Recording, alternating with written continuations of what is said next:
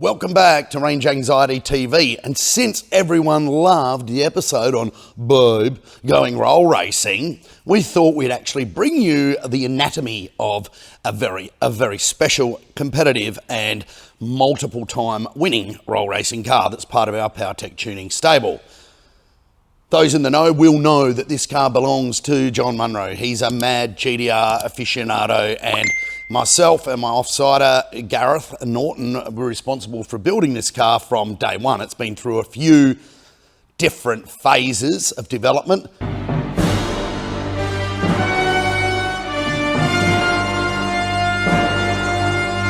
However, it started life as a 45th anniversary, I think it's 2014 gold GTR, very rare colour. These cars are extremely rare. And when John got it, he sent it to us and said, build it into the ultimate businessman's pack for me. And we did that. Billet 4.4 litre engine. Fantastic, billet block, big cubes, big stroke, lots of torque. We had some little bolt-on turbos on it back then. Ran it on Cobb access port with switchable E85 98 maps, and it was fast. You know, it was a low 9-second car, maybe a high 8-second car running about 30 pounds of boost. It was a pretty cool thing, but as John likes to say, I want more. So we've been through a couple of iterations, and now we have the ultimate, what I believe, GTR. The only thing that remains the same from the last build is the 4.4 billet engine. It's been refreshed. Beautiful thing. All the internals from, it's got a, I forget what brand crank it's got in it. Big American one. It's got a ETS rotating assembly in it. Steel rod still.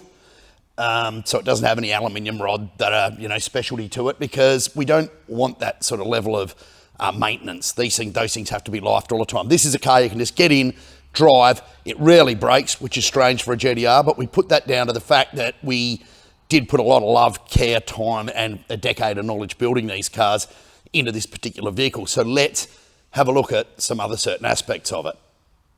The GTR buffs out there will realise or notice that the profile of this car is very, very stock looking, and that's the key as far as I'm concerned. Too many people with GTRs upset the high-speed balance of the car by putting dumb aero stuff on them that isn't balanced. Now, in this instance, we're running standard suspension. It's good enough for what we want, tends to work pretty well under any circumstances, whether it's roll racing, drag racing, even a little bit of track work. So with the stock suspension, stock ride heights, we run the stock splitters front and rear. The whole aero of this car was designed to work with the factory suspension. We even keep the rolling diameters of the wheels and tyres pretty much the same. However, you will notice that they've got big drag radials on an 18 that only just clear the 410 rotors that the GTRs come with. Now, well, in this late version anyway. Thing here, though, is that we've replaced, in an effort to reduce unsprung mass, this is still a very heavy car. This car hasn't had a diet as such. Kind of like if I was a GTR, that would be me, if you get that. But we have got we bought some carbon brakes for it. As you can see down there, they're carbon composite. They save about, I think it's 20 kilos overall. It's nothing really, but when you're doing super high speed at the racetrack and you want to stop, you don't need stuff like parachutes, whatever. You just need good carbon brakes, bang, foot on them, pulls up on its nose. So yeah, we've put a lot of work and thought into the safety of it. And while we're back here, the nemesis of the GTR is always the transmission. Now this car, amazingly, over its lifetime, has never eaten a box. It's never blown one up. No kidding. This is some sort of record for GTR. Let me look. No, it's still in there. That is a Shep Stage 5, Shep Trans from the USA. Stage 5, trans in there with all of the good bits, the extreme gear set, 22 plate clutch. It's got everything, this box. And no, you don't get them out of a box of Fruit Loops. They are actually very expensive. However, it is proven to be pretty faultless. You blow up your normal GTR box and build it 2 or 3 times. It's about the same cost as one of these, and you don't have to pull it in and out constantly. So yeah, there it is from the side. It looks very stock. It doesn't go stock though, because under there, with the new setup on it, in fact, we'll go back around the front and we'll have a look at the new setup in a minute, but first we'll go around the back and have a look at some stuff there. As you can see, around the back, she's all pretty stock, apart from this big whopping Tomei titanium Extreme, don't you love that? Titanium exhaust system. It was basically what we get at the time. It's full 5-inch. There's no mufflers, no restriction in it. It is a proper racetrack exhaust for a racetrack car. And yeah, just as a side note, for those that are interested, Tomei, great Japanese name, up there with G-Ready. We're going to run a competition.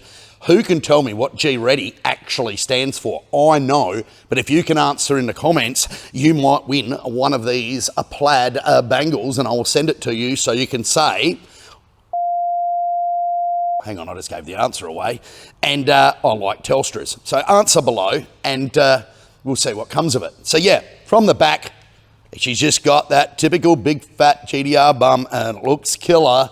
But let's now move up to the front again, because we can see how this car puts its power to the ground through its 4 big drag radials and its Sheptrans Stage 5 box in the back with its big clutches. But what actually generates the power in the first place? We know it's a 4.4. We know it used to have small turbos on it, and it used to have standard ECU on it, but none of that applies anymore. So let's go back around there and have another squiz.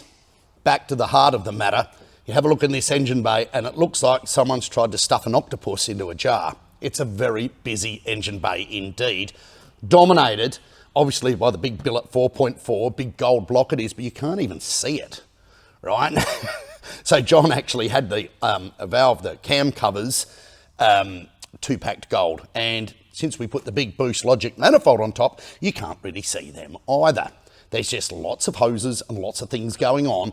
But the eagle-eyed observers out there in range anxiety land will notice that it's got not only the normal 6 injectors, it's got 12 injectors. It's got another 6 up top in the Boost Logic intake plenum. And they are run, they are 2000s, and it's got 1000s and 2000s. It's got 3000 cc of injector per cylinder. It's an odd setup, but it's a setup I like. There are reasons for that we may discuss, or you can ask me about in the comments. But it's now run by a Syvex Limited plug and play ECU, and they are just a fantastic thing. Extremely complex, like it's not something you go out and adjust with a screwdriver. It's like something you go out and get a university degree and then learn how to use.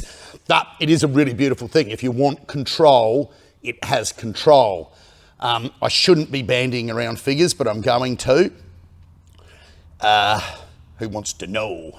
Best we've seen out of this so far is about 1500 horsepower at the hubs at 35 PSI of boost through it now has an Extreme Turbo Systems Pro 1900 turbo kit. 35 PSI is nothing.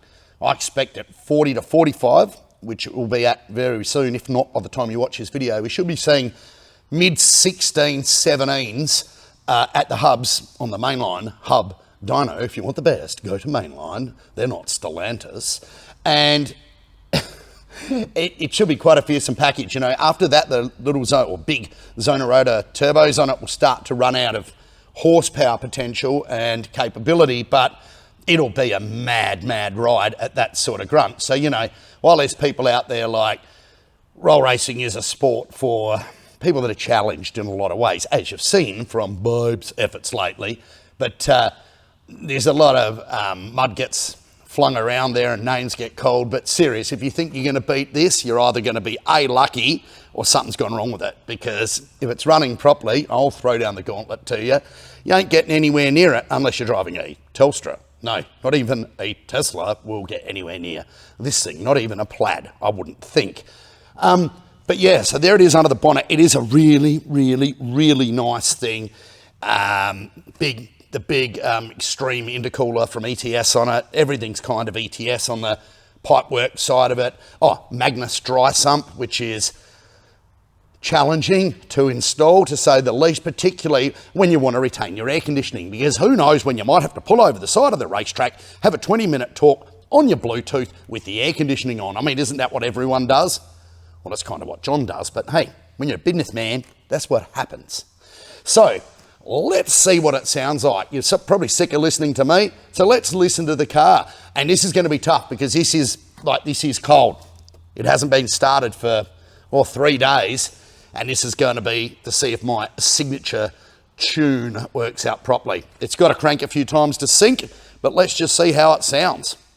Righto, I'm not often down here on the ground, but the video photographer, you know the guy, has zoomed right in on the exhaust. So I'm about to tell you, here's the keys. I'm going to start it up and we're going to see how good a tune-up it really is and have a little listen to how good this thing really is. Let's go. Unlock. In the car. Ding, ding, ding, like a GTR does.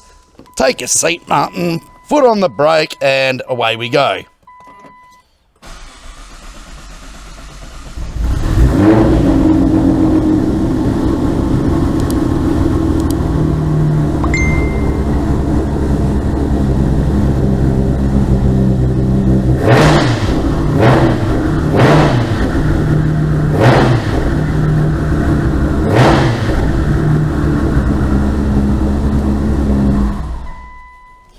Pretty crazy, huh? That's music for the ears, that one. And if you get right down close again, you can smell that E85. And as Gareth always says to me, the smell of burning E85 in the morning makes him hungry. So thank you once more for watching Range Anxiety. I always say listening, but actually watching Range Anxiety. Hope you enjoyed it, and we'll actually show you some of this car live in the flesh, actually racing very, very soon. Ciao for now, babe.